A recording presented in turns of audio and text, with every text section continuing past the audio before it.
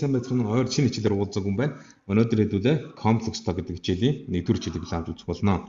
За өнөөдөр манай хичээлийг бол одоо математикийн ээж 700 авах Blueprint тест спонсорлж байна. Тэгээ та математикийн ээжтэй 700-аас дээш авах хүсвэл хиймэл оюун зориулсан Blueprint тестийг худалдан аваад бэлтээрэй. Та нарын хамгийн сайн туслах байж чадна. За ингээ хэдүүлээ хичээл рүү оръё. X квадрат нэмэх нэг тэнцүү t гэсэн тэгштэйг авч үзье. За эндээс x квадрат тэнцүү хасах нэг бол. За x-ийг олохын тулд 2 талаас нь язгуур авъя.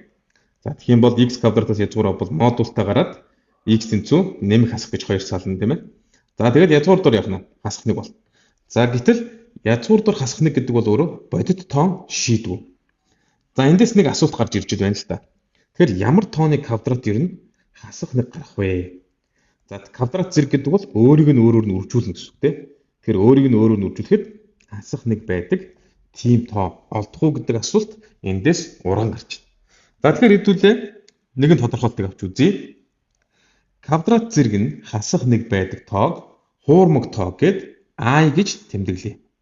За тэгвэл I квадрат нь хасах нэгтэй тэнцүү байна. Эсвэл I нь язгуур дор хасах нэг байна гэж байна. За эндээс бол хэдүүлээ яг үхээр ямар нэгэн тооны квадрат нь хасах нэг байдаг тоог хуурмаг тоо гэж нэрлээд түүнийг I-аар тэмдэглэнэ гэдэг тодорхойлтыг авч үзлээ. За тэгэхээр одоо манай тэр өнгөрсөн бодит тоон шийдвэрээс тэгштэйг дахин авч үзвэл x квадрат тэнцүү хасах нэг болно. За эндээс x тэнцүү нэмэх хасах язгуур дор хасах нэг болж байна. За хэдүүлээ одоо энэ хасах нэг гэдгийн оронд I квадратыг орлуулж тавьж бодож болно гэсэн үг. Тэгэхээр хасах нэгийн оронд I квадратыг орлуулж тавьжвал x тэнцүү нэмэх хасах язгуур дор I квадрат болно. За I квадратаас язгуур авбал x тэнцүү нэмэх хасах гэсэн шийдтэй болно. За хэдүүд одоо нэг жишээ авч үзье. X квадрат нэмэх нь 16 тэнцүү t гэдэг тэгштэйг бодъё. За эндээс x квадрат тэнцүү хасах 16 болно. За хоёр талаас нь квадрат язгуур авчвал x тэнцүү нэмэх хасах язгуур дор хасах 16 болно. За тэгэхээр язгуур дор хасах 16 гэж байна тийм. За энийг хэдүүлээ юу гэж хүхээр язгуур дотор хасах нэгийг үржих нь 16 гэв чинь. А энэ хасах нэгийнхээ оронд нэг өнгөрсөн тодорхойлолтоор яах нь хасах нэгийнхээ оронд хэдүүлээ I квадратыг авчиад биччихнэ гэсэн. Тэгэхээр хасах 16 маань өөрөө 16-г үржих нь I квадрат болно гэсэн.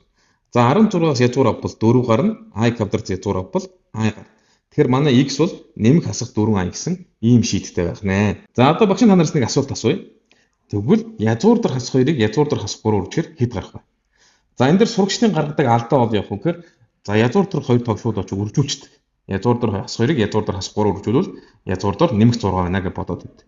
За энэ бол одоо сурагчдын хамгийн их түгээмэл гаргадаг алдаа юм байна. За энийг тэгвэл хэрхэн зөв бодох вэ гэхээр язгуур дор хасах 2, язгуур дор хасах 3-ыг хэдүүлээ нөгөө I квадратаараа илэрхийлэх ёстой.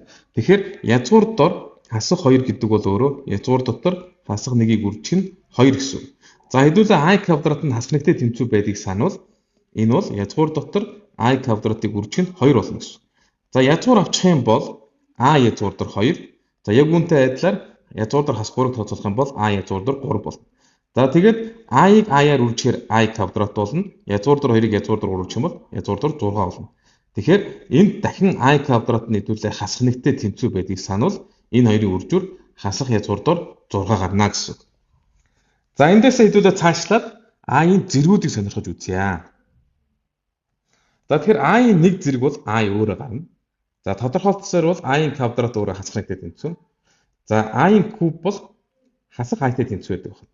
За энийг хэрхэн тооцоолдог вэ гэхээр хэдүүлээ I-ийн 3 зэргийг I квадратыг үржих нь I гэж задлана. За I квадрат бол өөрөө хасах нэгтэй тэнцүү. Тэгэхээр хасах нэгийг үржих нь I буюу хасах I гарч байна. За I-ийн 4 зэрэг бол нэгтэй тэнцүү байдаг гэж байна. Тэгэхээр I-ийн 4 зэргийг хэрхэн бодох вэ гэхээр I кубыг үржих нь I буюу яг энэний өмнөх алхам дээр хэдүүлээ I кубыг хасах I гэж олсон. За хасах I-ыг I-аар үржүүлэх юм бол хасах I квадрат болно. За хасах тэмдэгтээ I квадрат гэдэг бол өөрөө дахиад хасах нэг. Тэгэхээр хасахын нэмэх нэг болох нэ. За үүнийг бас өөрөөр яаж бодож болох вэ гэхээр I-ийн 4 зэрэг гэдэг бол өөрөө I квадратын квадрат шүү дээ. Зэргийн чинараараа. За тэгвэл I квадрат ч өөрөө хасах нэг учраас хасах нэгийн квадрат буюу нэмэх нэг гэж бас тооцоолж болно. За хэдүүлээ I-ийн 5 зэргийг авч үзвэл I-ийн 4 зэргийг үржих нь I буюу I болно. За I-ийн 6 зэргийг авч үзвэл I-ийн 5 зэргийг үржих нь I буюу хасах нэг болно.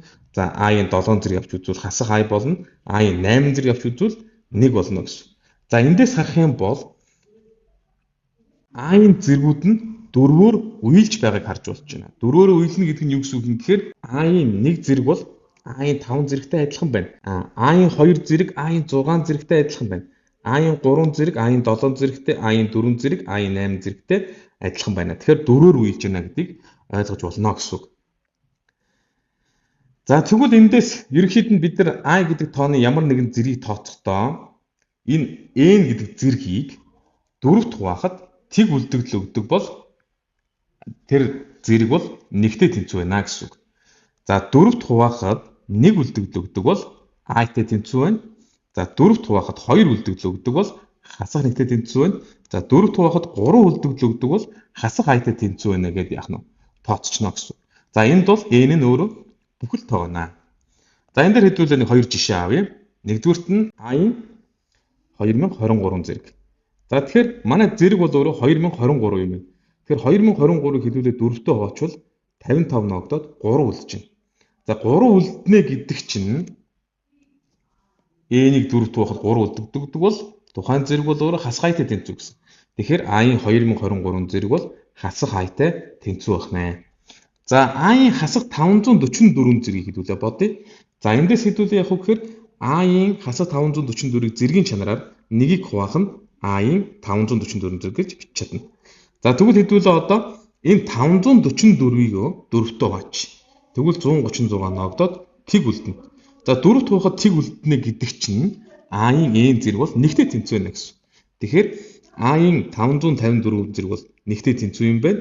За тэгээд нэгийг хуваах нь 1 буюу 1 гарч байна гэсэн. За тэгээд өнөөдрийн хичээлээрээ хуурмаг тооны тухай авч үзлээ. Мөн хуурмаг тоог хэрхэн зэрэг төвшүүлдэг, за зэргийн утгууд нь ямар гардаг юм бэ гэдгийг авч үзлээ.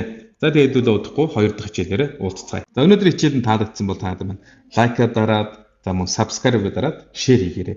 Мөн таад коммент хэсэгт саналаа үлдээгээрэй. За баярлалаа манайхаа.